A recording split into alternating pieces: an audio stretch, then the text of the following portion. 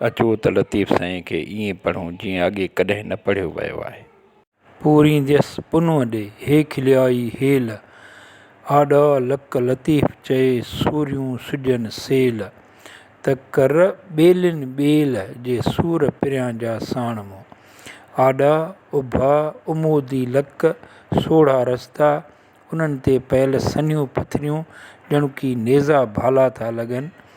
अव्हां पथरनि ते हलणु शुरू कयो, अव्हां खे सूर महसूसु न थींदो त छा पथर अव्हां खे तकलीफ़ न पिया ॾियनि? न, ईअं न आहे। पथर अव्हां खे तकलीफ़ ॾियनि पिया, पर अव्हां जी सहप अञा ताईं मिलंदड़ तकलीफ़ खां वधीक आहे।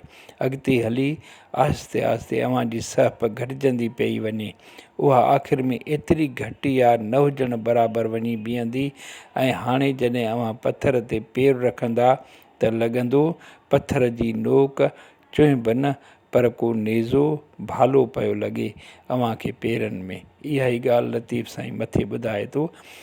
पोइ जेकॾहिं पिरीअ जा सूर मूंसां साण आहिनि त ईअं पियो लॻे ॼण की ॿियली दोस्त मूंसां हमसफ़र आहिनि, मूंसीं केतिरा ई सफ़र जा साथी आहिनि, मुंहिंजो सफ़रु सवलो पियो गुज़रे।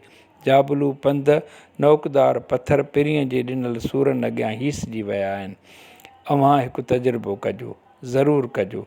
अव्हां खे जॾहिं को पंधु अकेले तौरु करिणो पवे ऐं सफ़रु खुटण जो नालो ई न वठे त पंहिंजे पिरीअ खे ख़्याल में आणे या उन खे साम्हूं सम्झी उन सां ॻाल्हाइणु शुरू कजो। अव्हां खे ख़बर ई न पवंदी त सफ़रु कीअं पूरो थियो। अयाज़ उन सूरत हाल खे चिटियो आहे हिननि लफ़्ज़नि में, आरी वारी जिंदड़ी पहुतसि पहुतसि ॼाण, घुरियां तुंहिंजी घूर तां पुनूं पंहिंजो पाण, तूं त सदा मूं साण लोक सम्झे हेकली।